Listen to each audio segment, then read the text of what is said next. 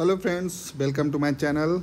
स्वागत है आप सभी का चैप्टर नंबर 55 उड़ान बुक की चैप्टर नंबर 55। यहाँ हम लोग पढ़ेंगे झारखंड की मिट्टियाँ यानी कि सॉयल। बहुत ही इम्पोर्टेंट होने वाला है। आप सेशन को पूरा देखिएगा। और आप लोग इससे पहले बहुत प्यार दिए।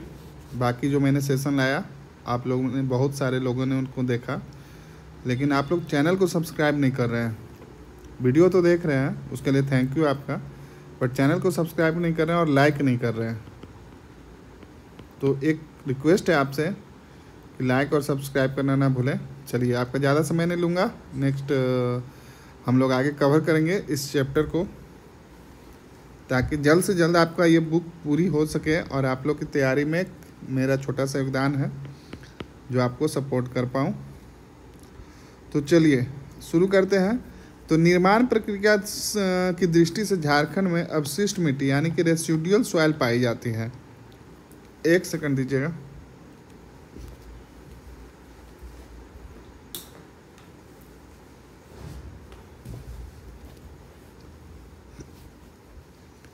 पठारी इलाकों में जमीन के अंदर खनिज एवं चट्टानों के अपक्षयन के परिणाम स्वरूप निर्मित अवशेष से बनी मिट्टी अवशिष्ट मिट्टी कहलाती है। तो देखिए, रेसिडुअल सॉइल किसको बोलते हैं? पठारी इलाकों में जमीन के अंदर खनिज एवं चट्टानों के अपक्षयन से, जो भी खनिज और एक तरह से बोलते हैं खनिज और जो चट्टान है उसका अपक्षयन होगा, तो उसके परिणाम स्वरूप जो निर्मित अवशेष बनी मिट्टी होगा वही उसी को हम लोग अवशिष्ट मिट्टी कहते हैं। फिर है आपका झारखंड में पाई जाने वाली मिट्टी 6 प्रकारों में वर्गीकृत किया गया है। तो ध्यान रखिएगा, इससे पहले हम लोग क्लाइमेट वाले में वर्गीकृत देखे थे, अब यहाँ पे हम लोग मिट्टी का वर्गीकरण देखेंगे। तो झारखंड में मिट्टी का वर्गीकरण ध्यान रखिएगा। सबसे पहले कितना है? तो 6 है। तो पहला जो है यह है लाल मिट्टी, ध्यान रखिएगा, और इसका विस्तार है छोटा नागपुर। तो विशेषता क्या है एक एक करके हम लोग देखेंगे। तो यह झारखंड की सर्व प्रमुख मिट्टी है। ध्यान रखिएगा, यह मिट्टी छोटा नागपुर के लगभग 90% भाग में पाई जाती है।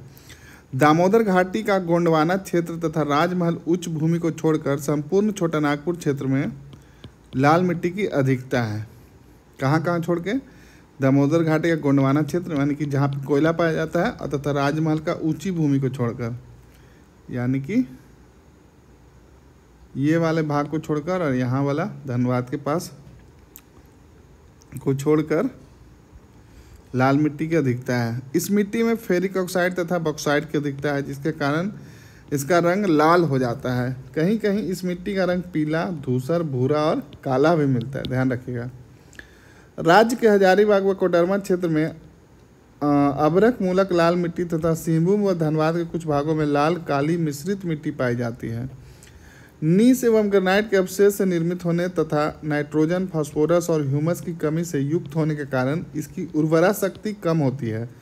यह मिट्टी ज्वार, बाजरा, रागी, गन्ना, मूंगफली आदि खेती हेतु अत्यंत उपयुक्त है। ध्यान रखिएगा, उपयुक्त है। तो ये हम लोग पढ़ लिए विशेषता किसकी? तो लाल मिट्टी की। और इसका विस्तार क्षेत्र जो है छोटा नागपुर। और कहाँ कहाँ पे नहीं पाया जाता है? तो देखिए, राजमहल का ऊंचा क्षेत्र और ये जो गोंडवाना वाला क्षेत्र है जहाँ से कोयला पाया जाता है, इसको छोड़कर अधिकतर आपको पूरे झारखंड में लाल मिट्टी का क्षेत्र फैला हुआ है। अब काली मिट्टी देख लेते हैं उसके बाद, लाल के बाद। तो इसका क्षेत्र कहाँ है? तो चलिए डायग्राम बनाते हैं स्टेट का। ये वाला क्षेत्र राजमहल क्षेत्र। इस मिट्टी को रेगुर मिट्टी भी कहा जाता है। ध्यान रखिएगा, रेगुर मिट्टी एनसीईआरटी में मेंशन है। तो इसको एक और नाम है, काली मिट्टी बोलिए, रेगुर मिट्टी बोलिए, या ब्लैक कॉटन सॉइल बोलिए। ब्लैक कॉटन सॉइल ये क्वेश्चन पूछा भी गया है आई थिंक बीपीएससी में, तो और एनसीईआरटी में मेंशन भी है। तो ध्यान रखिएगा कि काली मिट्टी को रेगुर मिट्टी और ब्लैक कॉटन सॉइल भी कहा जाता है। तथा यह काले एवं भूरे रंग की होती है। कैसा होता है? तो काले एवं भूरे रंग की। इस मिट्टी का निर्माण अत्यंत बारीक कणों से होता है। ध्यान रखिएगा, इसका जो मतलब कंस्टिट्यूएंट है वो बहुत बारीक होता है, अतः पानी पड़ने पर यह मिट्टी चिपचिपी हो जाती है। इस मिट्टी में देखिए क्या क्या रहता है? लौह, चूना, मैग्नीशियम तथा एल्यूमिना का मिश्रण पाया जाता है। इस मिट्टी में नाइट्रोजन, जैविक पदार्थ तथा फॉस्फोरिक एसिड की कमी पाई जाती है। बेसाल्ट के अपक्षयन से निर्मित यह मिट्टी कपास की खेती हेतु अत्यंत उपयोगी है। किसके लिए उपयोगी है? कपास यानी कॉटन के लिए। क्यों है? बसाल्ट के अपक्षयन से निर्मित यह मिट्टी कपास के लिए अत्यंत उपयोगी है। किंतु राजमहल क्षेत्र में इस मिट्टी में धान एवं चने की भी खेती की जाती है, ध्यान रखिएगा। अब जो तीसरा है वो है लेटराइट मिट्टी, लेटराइट सॉइल।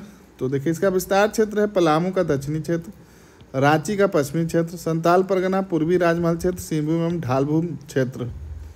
विशेषता क्या है इसका? तो देखिए यह गहरे लाल रंग की होती है तथा इसमें कंकड़ की अधिकता होती है।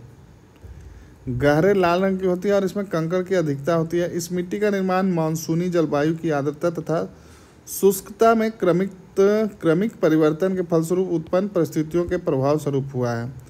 इस मिट्टी में लौह ऑक्साइड की अधिकता होती है तथा यह कम उर्वरा मिट्टी है, मतलब इसका फर्टिलिटी बहुत कम है। सिंचाई साधनों की सहायता से इसमें मुख्यतः चावल तथा मोटे अनाज की कृषि की जाती है। तो ध्यान रखिएगा लेटराइट के बारे में।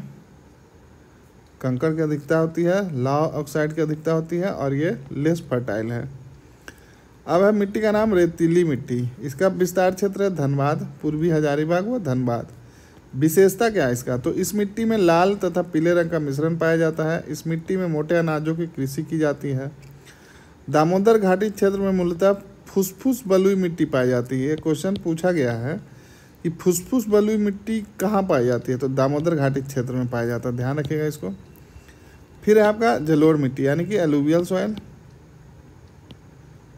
एलुवियल सॉइल जो काफ़ी उपजाऊ होता है। इसका विस्तार क्षेत्र है संथाल परगना।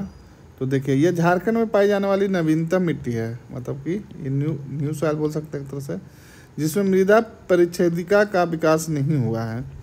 राज्य में भंगार यानी पुराना जलोढ़ तथा खादर नवीन जलोढ़ दोनों प्रकार की जलोढ़ मृदा यानी कि न्यू एलुवियल और ओल्ड एलुवियल दोनों मिलता है।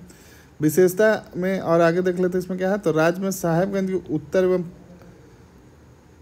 उत्तरी एवं उत्तर पश्चिमी भाग में भांगड़ तथा पूर्वी भाग में पाकुड़ जिले क्षेत्र में खादर मिट्टी पाई जाती है। तो खादर जो होता है वो ज़्यादा उपजाऊ होता है एज कम्पेयर टू भांगड़, ध्यान रखिएगा।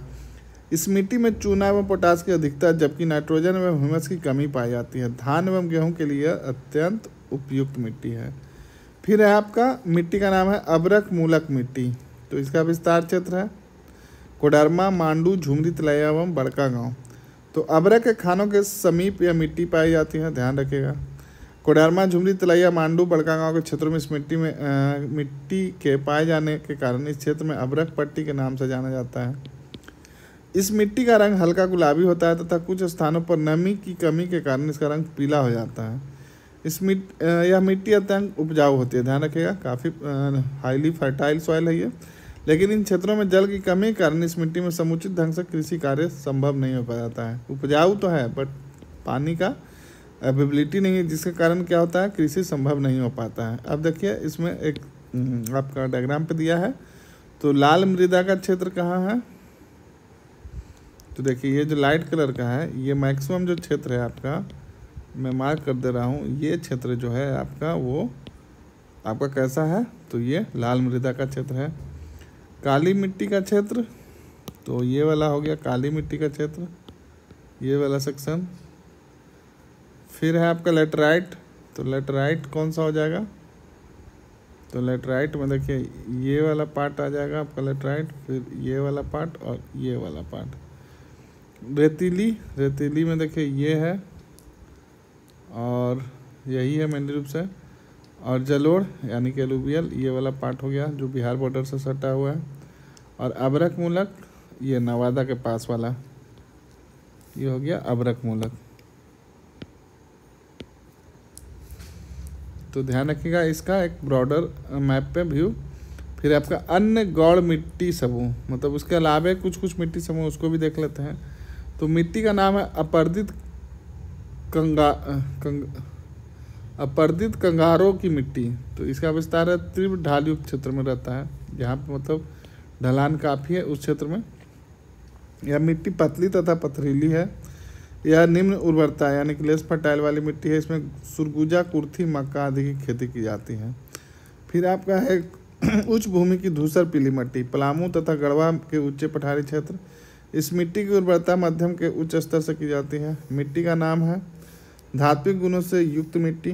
विस्तार है पश्चिमी सिंहभूम की दक्षिणी भाग। विशेषता इस मिट्टी का रंग लालिमा युक्त होता है और यह मिट्टी कम उर्वरक होती है, उर्वर होती है, मतलब लेस फर्टाइल होता है। अब है मिट्टी का नाम विषम जातीय मिट्टी। यह विस्तार क्षेत्र है पश्चिमी सिंहभूम के मध्यवर्ती एवं उत्तरी भाग तथा सरायकेला के क्षेत्र। विशेषता क्या है, यह मिट्टी विभिन्न मूल के चट्टानों के अवशेषों से मिश्रण से बनी होती है। उच्च भूमि में इसका रंग पीला तथा निम्न भूमि में काला एवं धूसर होता है। इसमें मध्यम स्तर की उर्वरता पाई जाती है। अब है मिट्टी का स्थानीय नाम। तो देखिए, चिकनी मिट्टी का स्थानीय नाम है केवाल, चीटा, नगरा, गोबरा, हलमाद, हासा। तो इसमें से केवाल सुने होंगे आप लोग। दोमट मिट्टी का स्थानीय नाम है खेरसी, चरका, लोबो, बाल सुंदरी या बाल सुंदर और हासा। फिर है बलुई दोमट मिट्टी, बाला, गोरिस, जारिया और